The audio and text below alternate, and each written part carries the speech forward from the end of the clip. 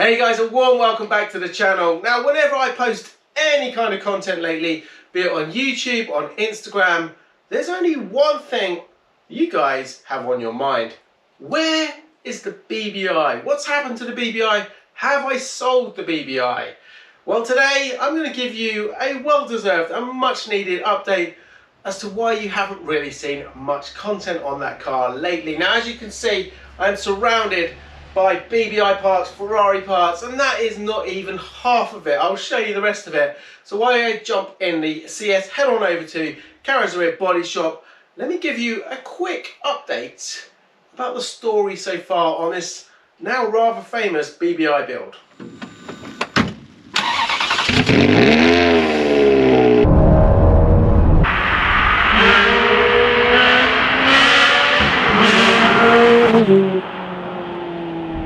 I discovered this very rare, one of only 42 built right-hand drive 1983 Ferrari 512 BBIs back in June 2020. It's the only right-hand drive ever to be built in white and has covered just 6,420 miles. It took me over 6 months to convince the owner to let me buy and rescue the Ferrari, and eventually when I did, unfortunately I discovered that over £20,000 worth of kit had been stolen from the car, including all of the tools. Naturally, the police were, well, let's just say, a little bit useless and did nothing about that. So the tools are still missing. Fast forward to December 2020. It was a magical day. I was finally transporting the car back home. We had problems unloaded into my garage as the keys had been lost by the previous owner, but the discovery of a large history file with the car made up for those lost keys quite substantially. This is unbelievable. This just doesn't happen on a normal Ferrari, let alone, look, everything works.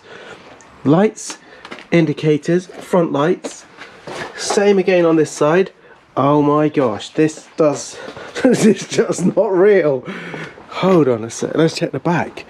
Holy mother, look. So the car was in fact much better than I had thought. It survived almost 15 years, sat on a British driveway, exposed to all of the elements. But now it was time to see what lay beneath all of that dirt, to enlist the help of a friend, the world's best detailing guru, Ammo NYC.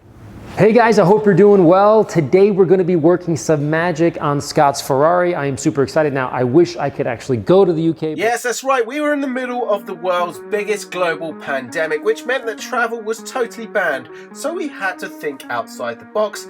And, well, we did the world's first remote cleanup. With the guidance of the master himself, we started to transform the BBI. Well, the old saying goes, man plans and God laughs. In the middle of filming, the heavens opened and it snowed heavily, which meant down tools until it cleared. Eventually though, we got back on track. Next, it was time for the most satisfying cleanup of all time, transforming the Ferrari from an ugly duckling to a beautiful gleaming snow white swan.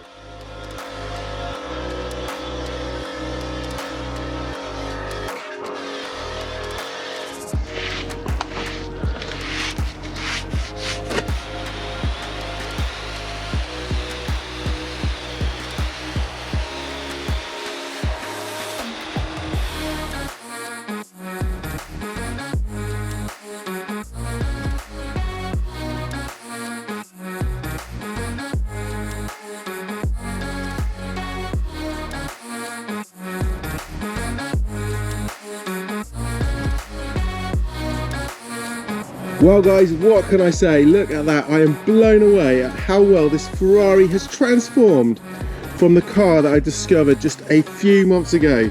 It's absolutely incredible what can be achieved. Check out the interior. Look at that.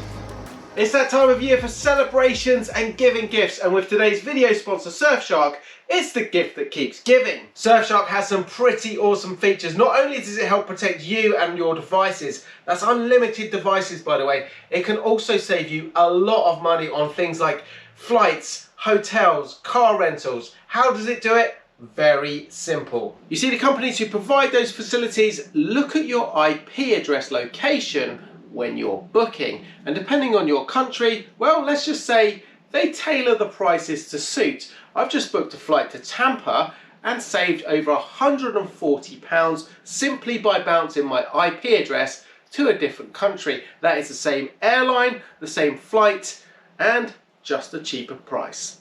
Talking of Tampa, another great feature I love about Surfshark is watching Netflix from different countries with far more variety. I just pinged my IP address from New York and now I can watch Netflix in the US and watch a little bit of Selling Tampa or even Rush. And if you guys in the US want to watch some British Netflix, it works just the same. You could be watching yourself The True Story of the Salisbury Poisoning. But the best bit by far is if you click and use my link in the description below the video, you're going to save a whopping 83% off plus 4 months extra free, and there's a money back guarantee. So Surfshark your way to 2022 in style. I've got to say a massive thanks to Surfshark for sponsoring today's video. Now let's get back to business. The video has been enjoyed by over 2.6 million people on my channel, and incredibly it's been shared on social media platforms globally to the tune of over 30 million views. That's more than the population of Australia, Sweden, Greece and Portugal combined, or the UAE. I then removed the engine from the BBI, and because of the video's great success, things started to happen. Carrozzeria Body Shop reached out and kindly gave me some space to work on the car. Several companies offered to help. Longstone Tyres provided a set of period correct TRX tyres along with an amazing education on tyre technology. Red Bay Cars donated a set of airboxes. We had windscreen companies getting involved, and then Karcher came to the rescue with their ice blasting machine to transform the BBI engine.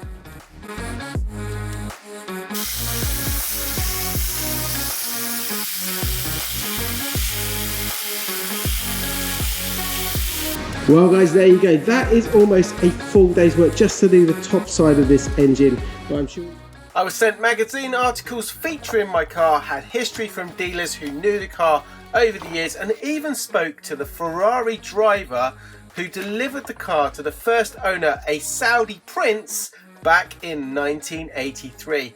Then Gas Monkey Garage's Richard Rawlins wanted a piece of the BBI action. Cheers, Scott. You know, I heard you found a 512 BB laying in the grass, and I reported that car stolen some time ago, so I'm going to need that returned. I appreciate you buying it for me, though. He then flew over to the UK and decided to insult my Ratarossa. How dare he? Marty.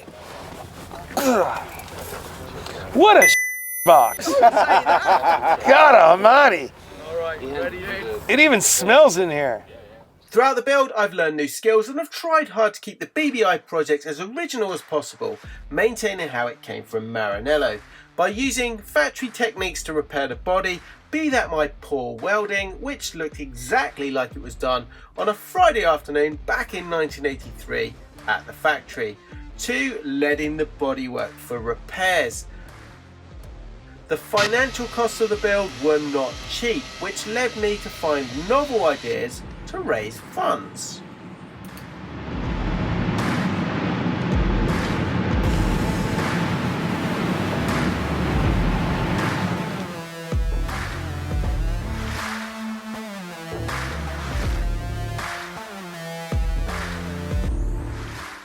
Chingford Coatings did a tremendous job of transforming the old rusted parts to make them look like new. Which reminds me, they've still got some bits I need to pick up. We got an in-depth, fascinating look at how the process worked with different coating methods and materials. And then finally, we got to witness how to restore that tired, weathered-looking bodywork by one of the Mario brothers.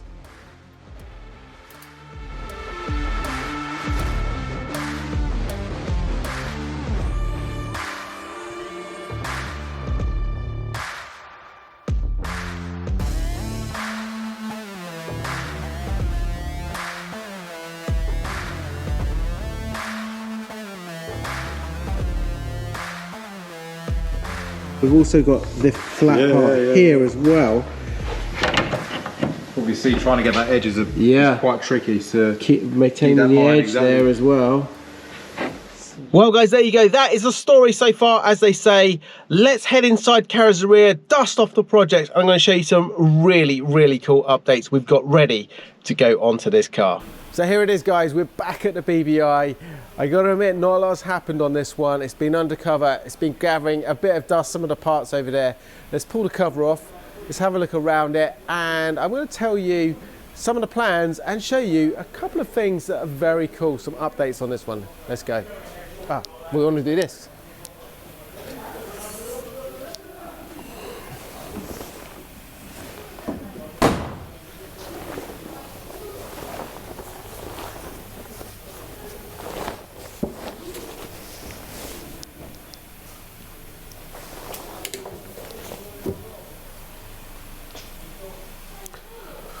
Right, let's have a look around this thing, show you. So, nothing's changed on the bodywork at the moment. Interior, we've just got everything boxed up.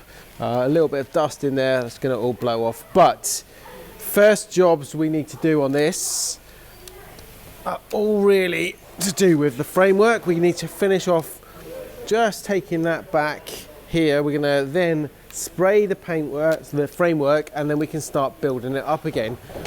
Same with the front. We did all the work on the frame, and unfortunately it's got a little bit dusty in there. Anyway, doors, everything's ready to go. We've got to prep the bumpers. Oh, we've got a little update here on the Testarossa coming. That is for the Ratarossa. We'll explain all about that in a future video. Little sneak peek there. All the wheels are ready to go. We got our racks of parts. I've got all the stuff at the house that you guys have seen, and well, we've still got to decide what to do with the engine on this one. That is still in bits. The radiator all needs to be rebuilt and checked. We've done all our plating stuff, and yeah, well, it really is a case of now painting the frame and starting to put this baby back together. The interior, we have spaghetti junction over there with all the wiring to sort out. It's actually not too bad. This is all very neat. It just all needs to be hooked back up when we start rebuilding it.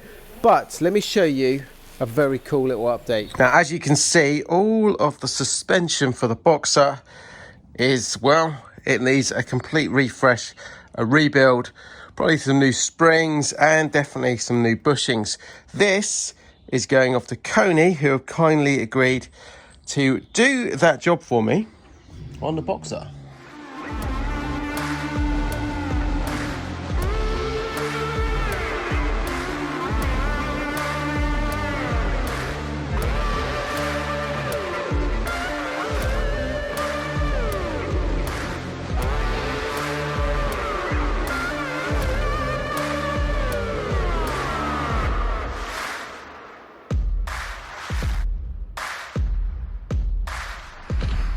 So in these boxes are some pretty amazing. I just cannot believe how my guys at Koni got involved with the project. They offered to help me with all of the suspension on this one. So as you can see, we've got a couple of boxes there, three shocks there, 4. So 2 at the rear, 2 at the front. Now, let's have a look at this one for you. Let's get this out of the box.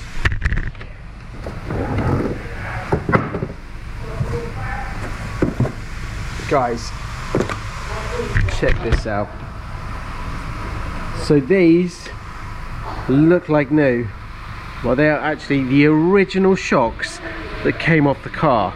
The only thing that Koni have had to do, I think it was on 2 of the shocks, they had to put new springs. The other ones had snapped and they just couldn't be repaired. So Super Performance made some special springs. We sent off the other ones that weren't broken and they matched them absolutely perfectly. Other than that, all the bodies are original. They've been completely refurbished, refinished, new bushes, plated, and you wouldn't know, but they are the original ones. They look like they're brand new. Anyway, I cannot wait to start installing these on the corners. Like I say, framework first, then we can start building up all the things like the suspension, the brakes. So that's all our suspension ready to go on there. What else have we got? Well, we've got all of, obviously, the bits that were plated before. We've still got my calipers over with the platers. That just reminds me, I need to go and get those. And then we can start really building this up from frame, suspension, brakes, all the brake pipes. We've got all the brake pipes here.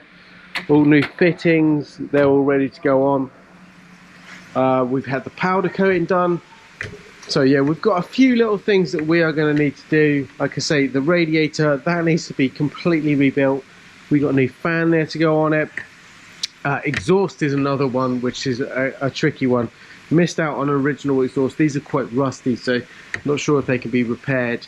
The back boxes are okay. It's just all these manifolds here, as you can see, they are a little bit rusty. But then, really, majority of the stuff is ready to go. So the doors are all stripped. Bumpers obviously need to be stripped back, repainted with the rest of the car. Wheels and tyres are all good. And then the other issue that I'm not sure about with this one is what to do with the lever. Now, you look here, the lever is actually really good. Same on all the center console. It's the seats. The seats are the ones that are the kind of, every time I sit on them, they're like cardboard. Yeah, they need to be fed, but I don't know if they're too far gone to actually be saved. Let's go and have a look at the seats. Okay, so here is our Bbi seats, and you probably think I'm mad because they're on the back of a Testarossa, but believe me, with the current situation, with everything around, it's probably the safest place for them. So if you look on camera, they look probably quite decent, and we did a really good job earlier in the year of cleaning these up with the Ammo products. But when you sit on them, they are, I mean, it doesn't look too bad on camera, but they're really quite dry. This is the passenger one, and it's definitely the better of the two. But when the leather dries out, if you look down here, you can see it just splits. So I sat on the driver's one the other day, and you just get a little kind of split in the leather. So I'm purposely not going to be sitting on them again. So I'd like to know your opinion, really, whether or not I should try to save them as they are and keep that part of it, the interior, as original as possible, or should I have these completely redone? Now, personally, I would really like to try and save these. They are in very good condition otherwise, and maybe it's just a case of just persevering and just feeding this leather constantly until it gets a bit more supple. But I'm definitely no expert on it, so I really would appreciate some thoughts on that one, whether to try and keep these as they are or just go the full shebang and get all the leather recovered. So as I said, we have boxes of bits everywhere for the Bbi. In this one, we've got stuff from the vapor blasters, we've got our steering rack, we've got the parts supplied by Bbi. Still don't know the name of these things. They're not the air boxes. Someone write it in the comments. We've got the fuel tanks, so we've got the oil tanks going, spare wheel. One other thing actually I'd love your opinion on. So this is the roof lining. So it's a rigid part, and it's covered in this material. Now, over the years, this, as you can see, this is the part that would be under the sun visor, and that would be more or less the original kind of colours, so the white and blue. This area here is either slightly dirty or, as with most of that area, slightly sun bleached. Now, the chance of me getting original material like that is very slim. So what would you guys do with that? I don't know, maybe just leave it, try and give it a very subtle clean up. It wasn't until really I removed it from the car I started to notice this a bit more and put it in the light. So be interesting to see. We've even got things like number plate to go on it. And yeah, we've got exhaust. We need to sort out the exhaust. That's one major kind of problem. These, believe it or not, are not too bad. The manifolds that I missed out on are the ones that are really going to be a bit of a problem. Now, there are certain bits on the Bbi that 100% are going to be retrimmed. For example, the top of the dash here, the leather has shrunk. Again, maybe it could be stretched, but it's a simple bit of leather. It's just black.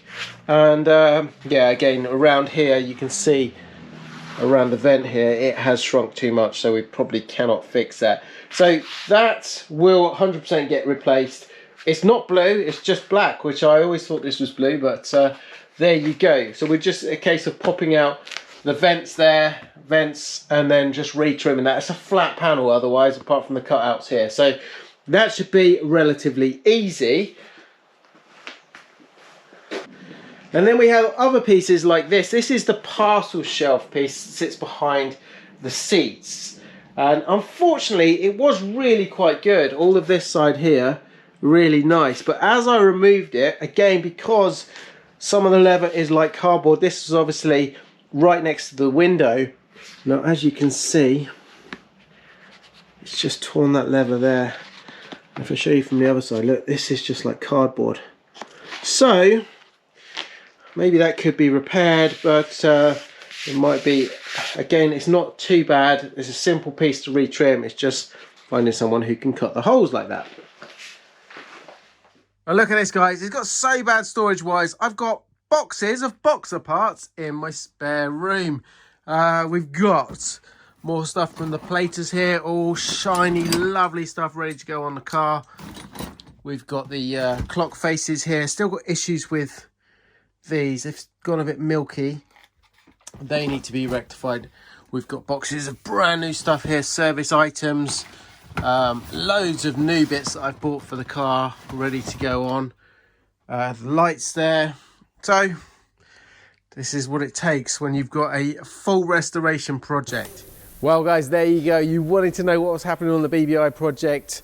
Not a lot has happened since the last video, I confessed, but we are going to jumpstart this project. 2022, this baby is gonna really start coming back together. We're about halfway on it at the moment. The body is all stripped down.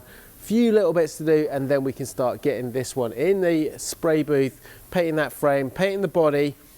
Biggie is really the engine, what to do with the engine. Not sure at the moment whether we can do it here or if it's going to be sent off.